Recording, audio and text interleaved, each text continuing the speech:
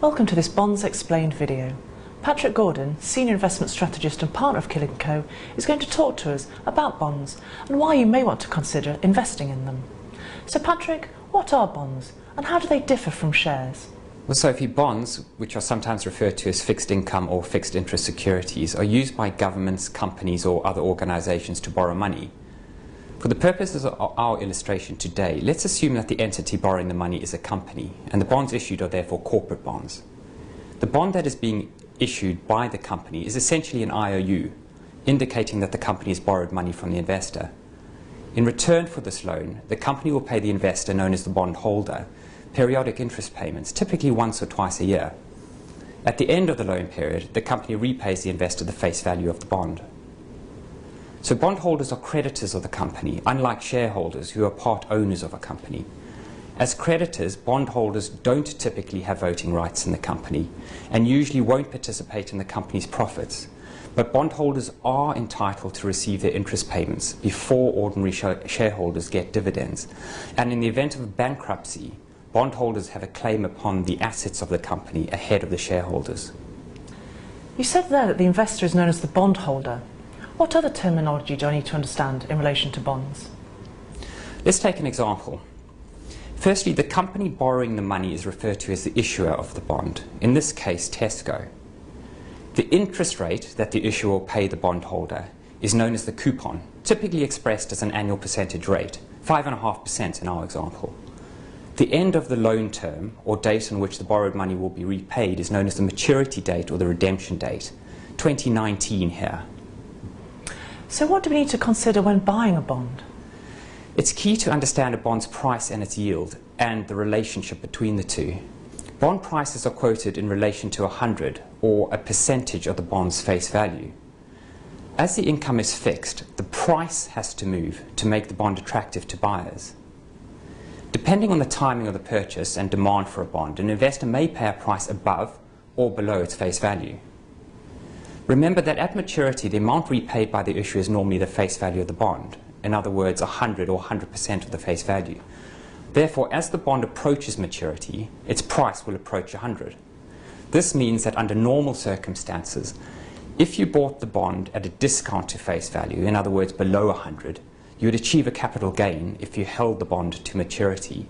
And if you invested at a price above face value, in other words, above 100, you'd realize a capital loss if you held the bond to maturity. I now understand the bond's price. Can you explain bond yields?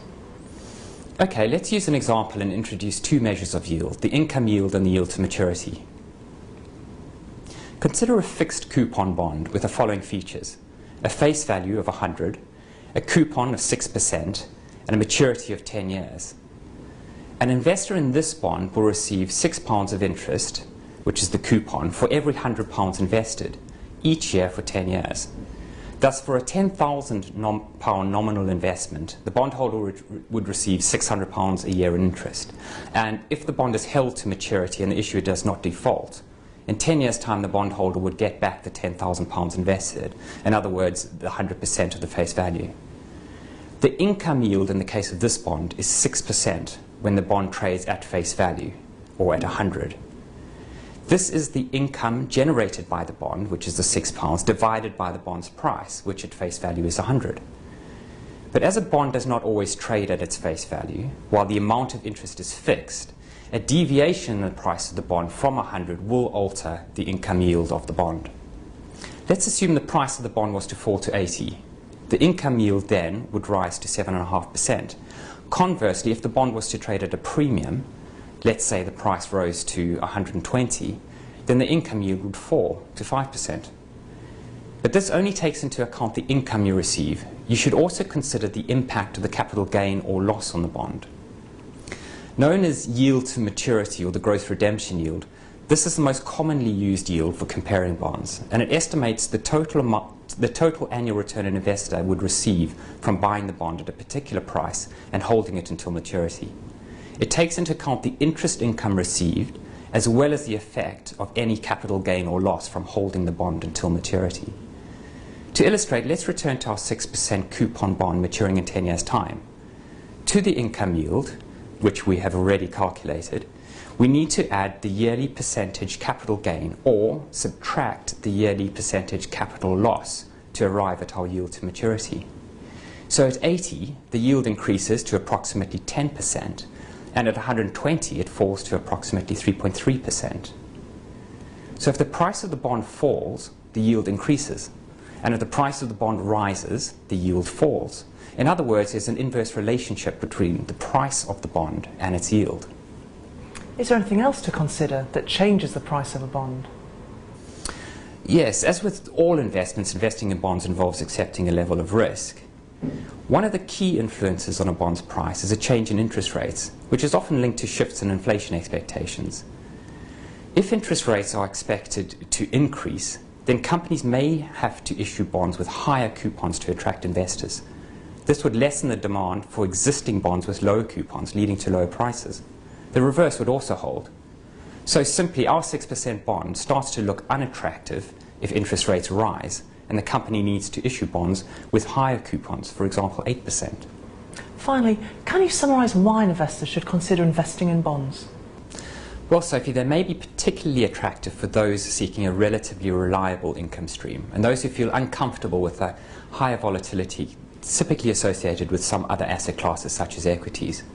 With a corporate bond, you have a good visibility over the amount of interest income that you will receive in the form of the coupon payment and the timing of coupon payments. You also get visibility over the amount and timing of the principal repayment or maturity. You're not reliant on a market price to exit the bond if you hold the bond until maturity. However, you don't have to hold bonds to maturity. Many are listed and are tradable on an exchange. Bondholders may sell the bond before the maturity date, receiving the market price for the bond and also any interest which has accrued on the bond up until the time of sale.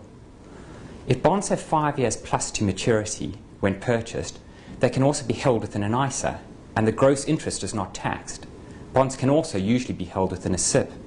Additionally, it is worth noting that there's typically no capital gains tax to pay on the disposal of qualifying corporate bonds, and also normally no stamp duty to pay on the bond's purchase. Finally, bonds can help to diversify the risk of an investment portfolio due to their different characteristics relative to other asset classes such as equities. Combining a number of different individual corporate bonds can also help to reduce the impact on the portfolio should any of the issuers default. Patrick has taken us through the basics about bonds, bond pricing, bond yields, factors that can influence a bond's price, and the key reasons to consider investing in them. If you would like any more information on bonds, or our current recommended bonds, or to receive details of new issues, please speak to your broker. Or if you're new to Killick & Co, contact us, other details to follow.